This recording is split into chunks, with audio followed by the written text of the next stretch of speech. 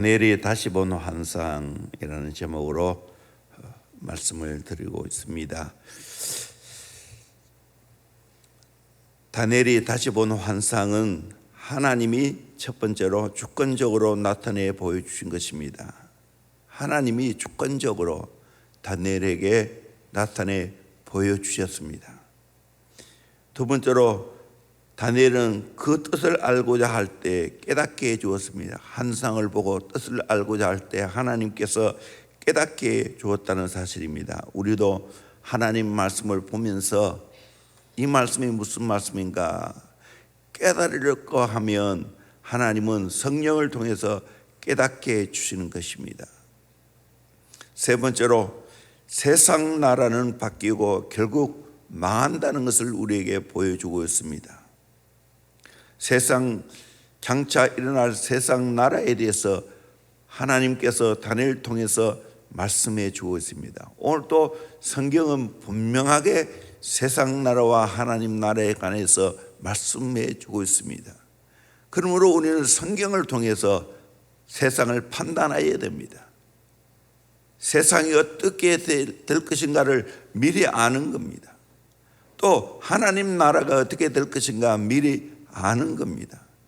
그러기에 우리는 망할 세상 나라에 대해서 너무 지심하면 안 됩니다. 세상 나라는 결국 다 계속해서 바뀌고 결국 망할 나라입니다. 첫 번째 나라는 두 뿔 가진 수양의 나라입니다. 그들이 원하는 대로 행하지요. 이 두 뿔 가진 수양은 메대와 파사입니다. 메디아, 페르시아라고 말할 수 있죠. 그 중에 긴 뿔은 바사입니다. 역사적으로 메대가 앞섰고 바사는 속국이었지만 바사가 독립하면서 메대를 점령합니다.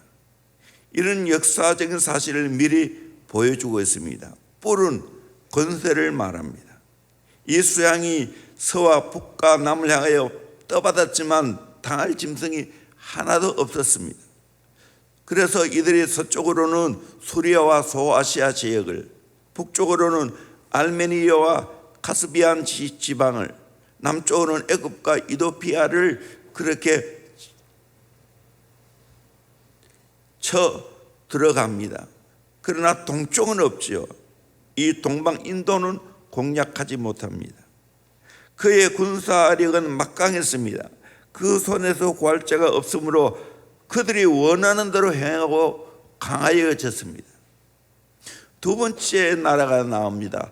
숫 염소의 나라입니다. 첫 번째는 숫 양의 나라고 두 번째는 숫 염소의 나라입니다. 분노한 힘으로 정복하고 스스로 심히 강대해집니다. 5절에 보면 내가 생각할 때 한 숫 염소가 서쪽으로부터 와서 온 지면에 두루 다니되 땅에 닿지 아니하며 그 염소의 두 눈 사이에 현장 뿔이 있더라. 두루 다니되 땅에 닿지 않을 정도로 빠르게 넓게 정복하는 것을 말합니다. 그 염소의 두 눈 사이에 현장 뿔이 나왔습니다. 이 수염소는 헬라를 가리킵니다. 현장 뿔이 나왔는데 그 뿔은 알렉산더 대왕을 말합니다. 우리가 알렉산더 대왕은 많이 익히 들었지 않습니까? 알렉산더 대왕이 그의 나이 20세의 왕위에 올랐습니다. 알렉산더 대왕의 가정 교사는 그 유명한 철학자 아리스토텔레스입니다. 많이 들어봤죠?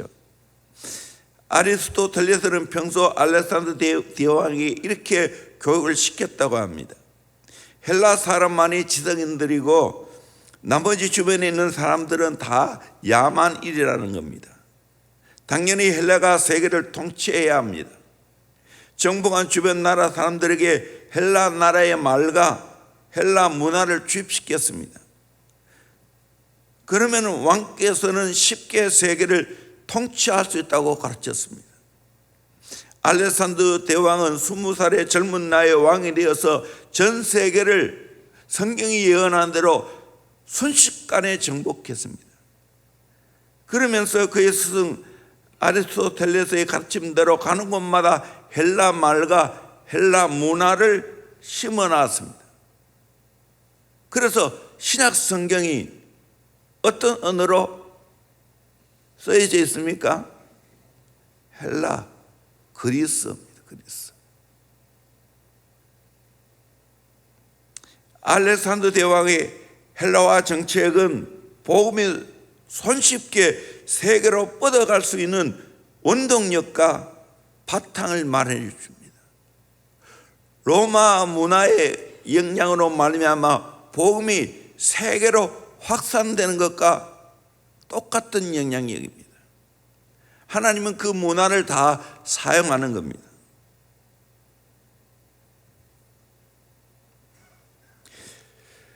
분노한 힘으로 돛불 가진 수양인 메대와 바사에게 달려갔습니다. 8장 21절에도 보면 털이 많은 숫 염소는 헬라 왕이요 그의 두 눈 사이에 있는 큰 뿔은 곧 그 첫째 왕이요 알렉산더 대왕을 말하는 겁니다. 스스로 심히 강대하여 갔습니다. 알렉산더가 이끄는 헬라 군대는 한 번도 싸움에서 패배해 본 적이 없습니다. 저들은 가는 곳마다 승승장구를 했습니다. 그런데 인도까지 진군하여 싸우던 중에 우연히 적군이 쏜 화살이 알렉산더 대왕을 맞추었습니다. 그때 심한 상처를 입었습니다. 만약 그 일만 없었더라도 알렉산더 대왕은 계속해서 더 동쪽으로 진군해서 중국까지 점령했을 겁니다. 그러나 화살에 맞은 심한 상처 때문에 알렉산더는 더 진격할 수가 없게 되었습니다. 어쩔 수 없이 그는 그 당시 거점이었던 바벨론으로 되돌아오게 되었습니다. 그의 부하들을 위해서 추연을 베풀었습니다. 그 자신도 며칠 동안 엄청나게 많은 술을 먹었습니다. 그러는 중에 그는 말라리아 열병에 걸렸습니다. 화살에 맞은 상처가 완전히 아물지도 않았고 그 술에 취했기 때문에 몸의 면역성이 떨어졌습니다. 결국 33세라고 하는 젊은 나이에 성경의 예언대로 알렉산더 대왕은 죽고 말았습니다. 그 다음에 나타난 나라가 네 나라입니다. 현잔뿔넷이라고 8절 22절에 말하고 있죠. 알렉산더 대왕이 죽고 나라가 네 부분으로 나누어집니다. 애굽의 포톨레미, 수리아의 셀루커스, 마게도니아와 헬라의 게산드, 트라이아와 비두니아의 리미마커스, 이렇게 네 나라로 나누어집니다. 그러나 알렉산더보다는 못하다는 사실입니다. 그 다음에 나오는 나라가 작은 뿔의 나라가 나옵니다. 9절에서 14절, 23절에서 25절까지 나옵니다. 한 뿔은 수리아의 셀루커스입니다. 거기에 또 작은 뿔은 안디오커스 에피파네스. 여러분 이 사람을 알아놓아야 됩니다. 마지막 적그리스도의 표징이라고 말할 수 있어요. 이 에피파네스라는 이 말은 영광스럽게 나타나셨다는 뜻입니다. 신이 자기의 몸에 영광스럽게 나타났다는 말입니다. 그러면서 그는 마치 자기가 하나님인 것처럼 행동을 했습니다. 이 사람의 힘은 막강했습니다. 10절에 보면 그것이 하늘 군대에 미칠 만큼 커져서 그 군대와 별들 중에 몇을 땅에 떨어뜨리고 그것들을 짓밟고 했습니다. 대단하죠. 11절 12절 보면 또 스스로 높아져서 군대의 주제를 대적하여 그에게 매일 드리는 제사를 없애버렸고 그의 성소를 헐었으며 그의 악으로 말미암아 백성이 매일 드리는 제사가 넘긴 바 되었고 그것이 또 진리를 땅에 던지며 자유로 행하여 형통하였더라. 스스로 높아져서 하나님과 그 이상의 존재로 생각하고 하나님을 대적했습니다. 매일 하나님께 드리는 제사를 없애버렸습니다. 성전을 헐고 더럽혔습니다. 진리를 무시하고 차이로 행했습니다. 주전 168년 12월 15일에 영을 내려서 예루살렘 성전에서 조석으로 드리는 번제를 금지시켰고, 돼지 피로 성전을 더럽혔고, 제우스 신상을 세우고 강제로 경배하도록 만들었습니다. 주전 165년 12월 25일 성전을 숙청할 때까지 계속되었습니다. 진리를 무시하고 자유로 모든 것들을 행했습니다. 그야말로 적그리스도의 표징이었죠. 13절 14절을 보면 내가 들은 적 한 거룩한 이가 말하더니 다른 거룩한 이가 그 말하는 이에게 묻되 환상에 나타난 바 매일 드린 제사 망하게 하는 제약에 대한 일과 성소와 백성이 내준 바 되며 집 밟힐 일이 어느 때까지 이를꼬 하며 그가 내게 이르되 2300주야까지니 그때 성소가 정결하게 되리라 하였느니라. 2300주야. 안티오 에피파네스 통치 4년인 171년까지 마카비가 유대의 성전을 숙청한 165년 12월 25일까지로 보고했습니다. 정말 엄청나게 유대인들을 괴롭혔지요. 하나님을 반역했지요. 그 안티오코스 에피파네스에 대한 해석을 23절에서 25절까지 말하고 있습니다. 우리 같이 한번 읽어볼까요? 시작. 네 나라 마지막 때에 반역자들이 가득할 즈음에 한 왕이 일어나리니 그 얼굴은 뻔뻔하며 속임수에 능하며 그 권세가 강할 것이나 자기의 힘으로 말미암은 것이 아니며 그가 장차 놀랍게 파괴 행위를 하고 자유로 행하여 형통하며 강한 자들과 거룩한 백성을 멸하리라. 그가 꾀를 베풀어 제 손으로 속임수를 행하고 마음에 스스로 큰 채하며 또 평화로운 때에 많은 무리를 멸하며 또 스스로 서서 만왕의 왕을 대적할 것이나 그가 사람의 손으로 말미암지 아니하고 깨지리라. 아멘. 여기 보면 안티오코스 에피파네스가 어떻게 행하는가, 이것이 오늘날 세상의 권력자들, 특별히 나쁜 권력자들의 그 모형이라고 말할 수 있습니다. 거의 이런 특징들이 나타나고 마지막 적그리스도가 이런 특징이 나타납니다.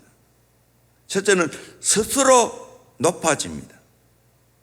누가 높이는 게 아니고 스스로 높아져서 11절에 12절에 자의로 행하며 23절에 그 얼굴은 뻔뻔하며 25절에 스스로 큰 체하며 스스로 서서 보세요. 계속해서 스스로 자유로 내 스스로 살고 자유로 살고 뻔뻔하고 하는 것은 다 적그리스도적입니다. 예수님과 상관없는 삶을 사는 거예요. 이게 무슨 거예요? 여러분, 스스로 뭔가 하려 하지 마세요. 자유로 뭔가 하고 뻔뻔스럽게 내가 모든 걸 하겠다는 것은 적그리스도적입니다. 다 이게 인본주의입니다. 그러면 결국에는 망한 겁니다. 두 번째로 속임수에 능합니다.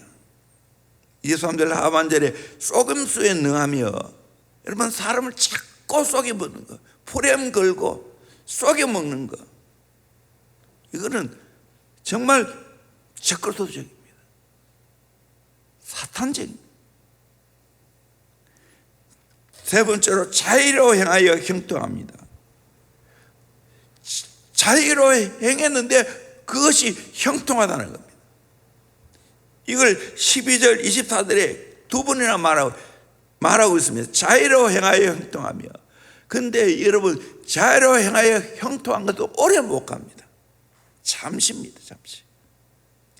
자의로 뭔가 꾀를 내서 일을 처리했을 때 처음에는 형통한 것 같습니다.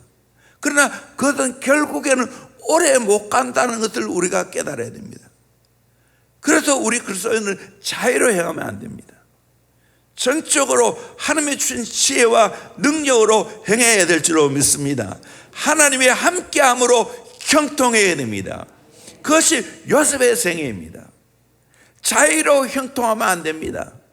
하나님이 나와 함께함으로 말미암아 하나님의 주시는 지혜와 능력으로 형통해야 될 줄로 믿습니다.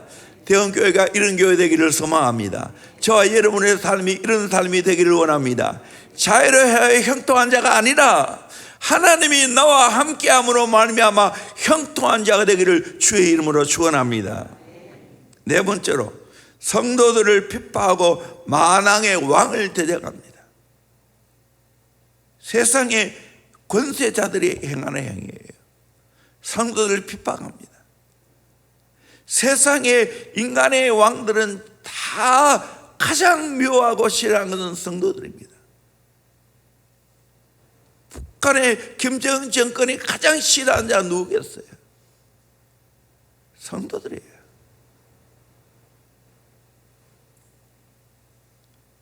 만왕의 왕이신 하나님을 부인합니다. 그러면 결국 망하는 거지. 오늘 또 세상에 그대로 일어나고 있습니다. 오늘 여러 가지 정치적으로 성도들을 핍박하고, 그리고 하나님 무시하고, 그리고 하나님 말씀을 무시하면 결국 망합니다. 막아야 됩니다.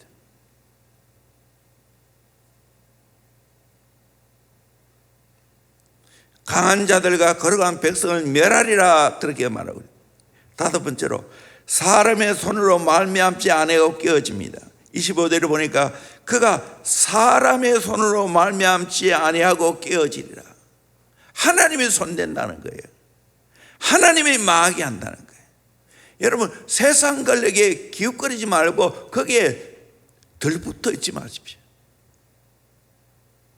그것도 하나님 무시하고 하나님 말씀을 무시한, 그리고 성도 교회를 핍박하는 그 세력과는 함께하면 안 됩니다. 만왕의 왕이신 하나님을 대적하지만 결국에는 깨어지고 맙니다. 그래서 안티오코스 에피파네스는 후대에 정신착란 내지 우울증으로 죽었다는 말이 있고 급작스러운 복통으로 죽었다는 말이 있습니다. 안티오코스 에피파네스가 죽고 하누카라고 하는 수전절이 생겼습니다. 어떤 사람이 한 유대인들에게 물었습니다. 당신들이 또 한 번 핍박을 받는다면 어떻게 하겠습니까? 그러자 그는, 그러면 우리의 달에게는 축제일이 하나 더 생길 것이요. 참 유명한 말입니다.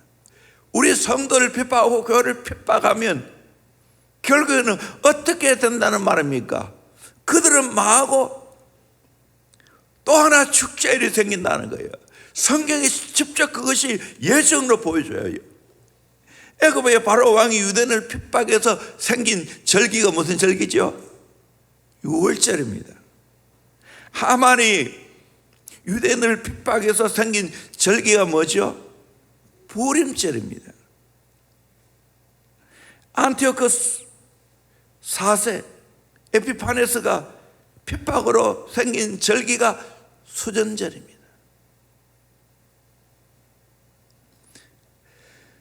그러므로 우리 성도들은 당당해야 됩니다. 결국에는 하나님이 내 편이 되십니다. 결국에는 승리하게 만들어 주십니다. 아멘. 여러분, 이걸 믿기를 주의 이름으로 축원합니다. 저는 그래서 내가 하나님 믿고 있는 게 얼마나 행복한지 모릅니다. 진리의 말씀을 내가 믿고 있는 게 얼마나 행복한지 모릅니다. 왜? 반드시 결과는 좋으니까요. 반드시 결과는 좋으니까요. 승리는 내 것입니다. 상급은 내 것입니다. 하나님의 역사는 나와 함께 하실 줄로 믿습니다. 내가 이런 하나님 믿고 있다니, 내가 이런 귀한 하나님의 말씀을 내가 믿고 순종하고 있다니 얼마나 축복입니까? 여러분, 하나님 믿는 거, 말씀 믿는 거 세상에 통하는 겁니다. 아멘.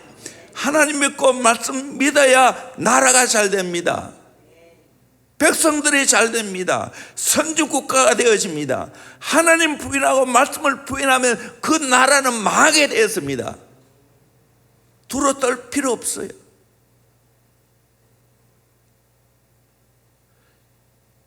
중국의 시진핑 정권이 안 그랬으면 좋겠는데 참 아쉽게도 교회를 핍박하고 있고 하나님 부정하고 있고 선교사를 계속해서 내쫓고 있습니다. 망하려고 한장한 거예요. 두고 보세요. 성경 말씀은 하나님은 오늘 이 세대 가운데서도 오늘 나라 가운데 민족 가운데서도 우리 개인 가운데서 그대로 적용됩니다. 아멘. 그대로 적용됩니다. 그러기에 우리는 하나님 붙잡아야 되는 거예요. 말씀 붙잡아야 되는 거예요. 순종해야 되는 거예요. 아멘. 그렇게 사는 저와 여러분 되기를 주의 이름으로 축원합니다. 마지막으로 겸손하게 예언의 말씀을 잘 받고 간직해야 됩니다. 우리에게 오늘날 적용하면 겸손한 마음으로 말씀을 잘 받아야 됩니다. 겸손한 마음으로 하나님을 잘 섬겨야 됩니다. 이것이 우리가 해야 할 일입니다.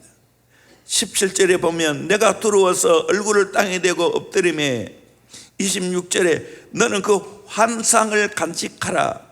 27절에 내가 그 환상으로 말미암아 놀랐고 그 뜻을 깨닫는 사람도 없었느니라. 이 환상이 미래에 될 일을 다 이야기해 주고 있으니까 놀랐지요. 실제로 이 환상이 이루어졌습니까? 안 이루어졌습니까? 다 이루어졌잖아요. 메데파사 수양 망하게 됐잖아요. 수염서 헬라 알렉산드로가 그렇게 강했지만 망하게 되었잖아요. 내 나라로 또 나눠지고 결국에 아주 강한 안티오코스 에피파네스 작은 뿔 나왔지만 결국에는 그렇게 교회를 핍박하고 제사 문제를 다 깨트려 놔놓고 돼지 피를 가지고 성전에 뿌리고 이런 못된 짓을 했지만 하나님이 스스로 망하도록 만들었잖아요. 이 예언의 말씀의 교훈은 오늘에도 그대로 적용된다는 걸 우리가 깨달아야 됩니다. 아멘.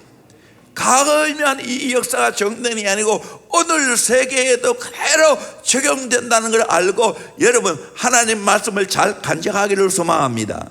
겸손하게 잘 받기를 소망합니다. 하나님만 섬기는 저와 여러분 되기를 주의 이름으로 축원합니다. 이것이 오늘 다니엘서 8장이 우리에게 말씀해 주는 겁니다. 이 말씀대로 살아가는 저와 여러분 되기를 주의 이름으로 축원합니다. 하나님 믿고 있고 하나님 말씀을 믿고 있는 저와 여러분을 축복합니다. 축복합니다. 결과는 좋습니다. 잘 됩니다. 형통합니다. 여러분 당당하기를 주의 이름으로 축원합니다. 내가 이 능력의 하나님 우주 만물을 다스리시고 오늘 역사를 주관하신 하나님 믿고 있고 오늘 내가 하나님 말씀을 믿고 있다. 그 보장이 되는 거예요. 아멘. 이 멋진 인생을 저와 여러분이 살다가 주 앞에 설 수 있기를 주의 이름으로 축원합니다. 당당하게 살기를 바랍니다. 그러면서 한없이 겸손하게 살아가는 저와 여러분 되기를 주의 이름으로 축원합니다. 기도하겠습니다. 오늘 말씀